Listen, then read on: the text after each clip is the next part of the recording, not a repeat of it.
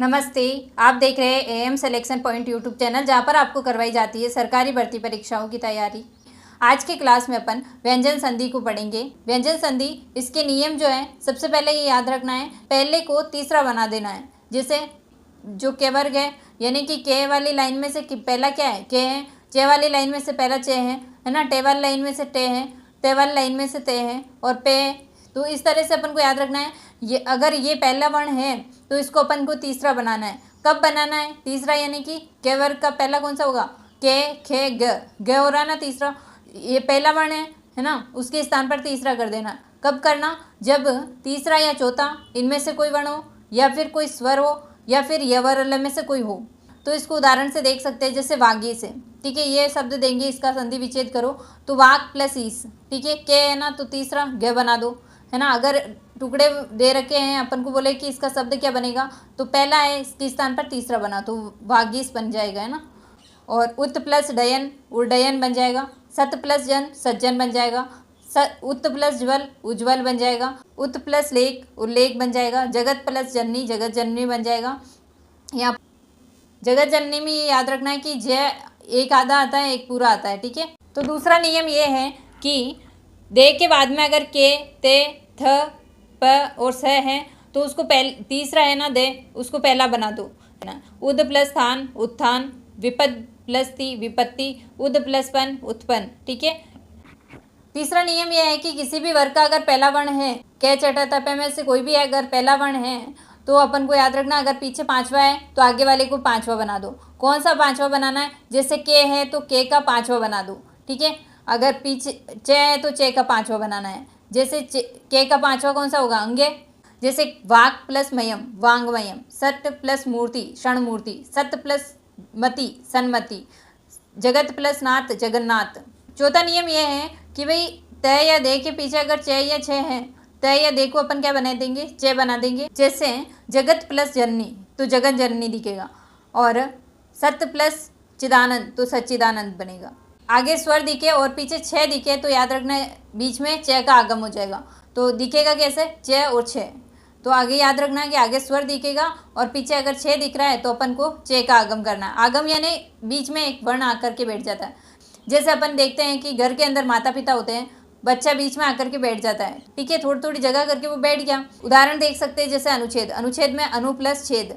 अब यहाँ पर च अपन को दिख नहीं रहा है, परंतु ये क्या हुआ, आगम हुआ चे का। ठीक है, अनुच्छेद बन जाएगा। लक्ष्मी प्लस छाया। अब चे नहीं दिख रहा है, फिर भी अपन को यहाँ पर दिख रहा है, यानी कि ये चे का क्या हुआ, आगम हुआ। तो अपन को बतानी तो कौन सी है, व्यंजन संधि है, क्योंकि व्यंजन अगर है पीछे आगे तो व्यंजन संधि आगे मैं है ना। मैं के बाद में अगर कोई भी वर्ग का, जैसे के दे रखा है ना, चे दे रखा है, टे दे रखा है, ते दे रखा है, तो इसी वर्ग का पंचम वर्ण मैं के स्थान पर हो जाएगा। जैसे के वर्ग का पंचम अण हो जाएगा। ठीक है, छः वर्ग का य हो जाएगा, टे वर्ग का अण हो जाएगा, और ते वर्ग का न हो जाएगा, है ना। पे वर्ग का मैं हो जाएगा, और मैं है तो बाद में आगे भी मैं हो जाएगा, क्योंकि मैं तो मैं वापस हो जाएगा, पंचम यही होगा। ठीक है, तो इस तरह से याद रखना कि पीछे अगर कोई भी वर्ग का पहला वर्ण दिख रहा है, आगे पंचम है, तो उसी वर्ग का पंचम वर्ण कर दो। संक्रांति। ठीक है, संक्रांति। जैसे सम प्लस क्रांति संक्रांति, अलम प्लस कार अलंकार, है ना। धनन प्लस जय धनंजय, दम प्लस ड तो दंड, मैं है तो ने हो रहा है ना, संदेह है। ठीक है, सम प्लस भोग संभोग, सम प्लस मान सम्मान, सम प्लस मेलन सम्मेलन। आगे अगर मैं है, पीछे अगर कोई भी वर्ग का पहला वर्ण है, के, चे, टे, ते, पे, इसमें से, तो उसी वर्ग का पंचम वर्ण आगे मैं के स्थान पर रख दो। ठीक है, तो अपने संधि बन जाएगी। नेक्स्ट है सातवां नियम। ये याद रखना है कि मैं है, अगर पीछे अपन को पहला वर्ण नहीं दिख करके य, र, ल, व, श, ह और अक्षत्र ग, इनमें से कोई भी अगर दिखता है तो अपन को क्या करना है, मैं को अनुस्वार बना देना है। ठीक है, तो सम प्लस वाद संवाद बन जाएगा, सम प्लस योग संयोग बन जाएगा।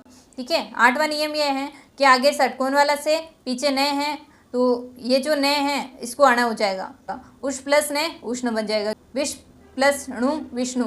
शब्द में न है और अगर शब्द के अंदर ये री, य और र इनमें से कोई भी वर्ण आ रहा है तो न को अण कर देना है। जैसे रामायण, यहाँ पर न आ रहा है ना, यहाँ पर र आ रहा है, तो इसमें जो न है उसको अण बनाना है, रामायण बन जाएगा। मर प्लस ने, अब रे यहाँ पर आ रहा है और ने ये है, तो ने को अणे बना दो, मरण बन जाएगा। ए या आ से भिन्न कोई भी स्वर है, यानी ए या आ नहीं होना चाहिए, पीछे अगर से सड़क वाला है तो उसको षटकोण वाला से बनाना है। वी प्लस हम, विषम बन जाएगा। अभी प्लस एक, अभिषेक बन जाएगा। तो ये श है तो उसको षटकोण वाला बनाना है। परंतु कुछ जगह इसके अपवाद भी देखने को मिलते हैं, जैसे अनुसरण में अनु प्लस सरण होता है, परंतु अनु से को षटकोण वाला नहीं होता है, अनुसरण ही बनता है। वी प्लस स्मरण में विस्मरण ही बनता है। अनु प्लस आर में अनुसार ही बनता है। वी प्लस सर्ग में विसर्ग ही बनता है। अनु प्लस स्वार में अनुस्वार ही बनता है। वी प्लस सर्जन में विसर्जन ही बनता है। ये पूरा वर्ग है। तय वर्ग अगर है, आगे अगर श है षटकोण वाला और पीछे अगर तय वर्ग है तो उसको तय वर्ग बनाना है ना। जैसे से है षटकोण वाला, उसके बाद तय है, तय को तय बना दो, मतलब तय वर्ग को तय वर्ग बनाना है, परंतु कैसे, क्रम से बनाना है। जैसे तय पहला है तो पहला ही तय वर्ग का पहला हो जाएगा, ठीक है। श के बाद में अगर थे है दूसरा है तो ठ भी दूसरा हो जाएगा। निष्ठ प्लस था, निष्ठा है ना। थे है तो उसको भी ठ हो जाता है, तो निष्ठा। और एक और याद रखना है कि री है अगर आगे और पीछे अगर ते या दे में से कोई मिलता है और बाद में अगर मैं है तो उस ते या दे को अणे कर देना है। जैसे मृद प्लस मूर्ति, मर्ण मूर्ति, ठीक है। दे को अणे बन जाएगा तो मर्ण मूर्ति हो जाएगा। 12वां नियम यह है कि सम प्लस कृति, या तो कृति, सम के बाद में या तो कृति मिलेगा या कृत, करण, कार, कर्ता, इनमें से ऐसे कोई भी अगर शब्द मिलते हैं तो अपन को याद रखना है कि जो ये मैं है उसको तो अनुस्वार बनाना है और साथ में से का आगम भी करना है, ठीक है। जैसे सम प्लस कृत, अब यहाँ पर मैं को अनुस्वार तो बनाएंगे परंतु से का आगम भी करना है, तो संस्कृत बन जाएगा। सम प्लस कार, संस्कार बन जाएगा। सम प्लस करण, संस्करण बन जाएगा। नेक्स्ट नियम है 13वां कि परि प्लस कृत, परि उपसर्ग के बाद में अगर कृत, कार, कृति और करण ये रहते हैं, ये उपसर्ग अलग अलग ही याद रखना है। सम है तो फिर इसको अनुस्वार और यहाँ पर से का आगम, अगर परि है तो याद रखना यहाँ पर से का आगम हो जाएगा। कौन सा वाला, षटकोण वाला। कृत, कार, कर्ति, करण ये शब्द पीछे अगर है तो, जैसे परि प्लस कार, परिष्कार बनता है ना, स जो है ये आगम होता है। आगम जैसे अपन ने देखा है कि बीच में कोई भी वर्ण आकर बैठ जाता है तो आगम होता है, तो परिष्कार बन जाएगा। परि प्लस करण में परिष्करण बन जाएगा, ठीक है। नेक्स्ट नियम है कि कोई भी अगर स्वर आगे दिखता है अपन को और पीछे अगर छः दिख रहा है ना, तो उसके बीच में चे का आगम हो जाता है। जैसे प्रति, प्रति में ई दिख रहा है ना, ई ते के अंदर ई मिला हुआ है, तो कोई भी स्वर है यानी ई स्वर है उसके बाद में छः दिख रहा है तो याद रखना यहाँ पर चे का आगम हो जाएगा, तो प्रति छाया बन जाएगा, है ना। प्रति छाया बन जाएगा। वी प्लस छेद, अब वी में ई मिला हुआ है,